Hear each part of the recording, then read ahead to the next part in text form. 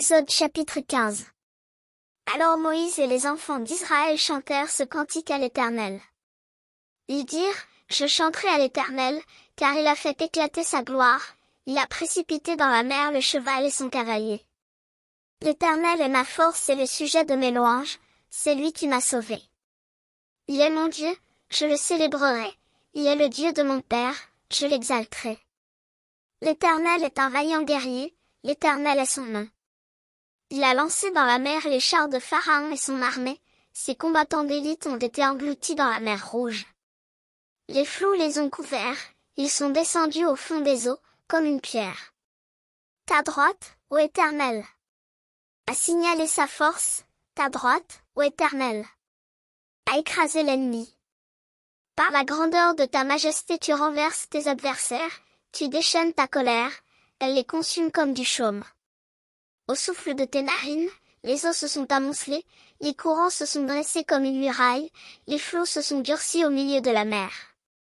L'ennemi disait, je poursuivrai, j'atteindrai, je partagerai le butin, ma vengeance sera assouvie, je tirerai l'épée, ma main les détruira. Tu as soufflé de ton haleine, la mer les a couverts, ils se sont enfoncés comme du plomb, dans la profondeur des eaux. Qui est comme toi parmi les dieux, ô Éternel? Qui est comme toi magnifique en sainteté, digne de louange, opérant des prodiges? Tu as étendu ta droite, la terre les a engloutis.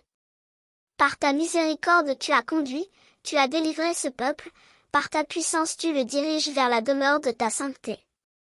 Les peuples l'apprennent, et ils tremblent, la terreur s'empare des Philistins.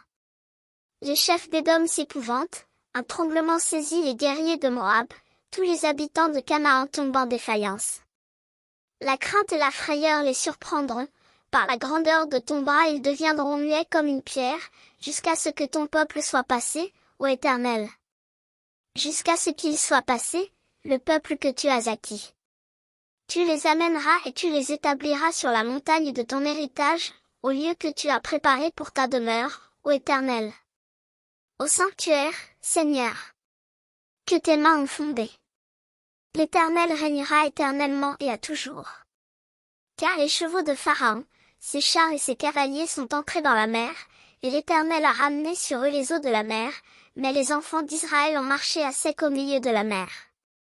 Marie, la prophétesse, sœur d'Aaron, prit à la main un tambourin, et toutes les femmes vinrent après elle, avec des tambourins et en dansant.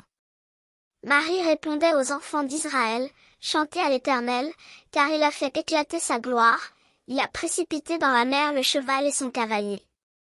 Moïse fit partir Israël de la mer Rouge. Ils prirent la direction du désert de Shur. Après 3 journées de marche dans le désert, ils ne trouvèrent point d'eau.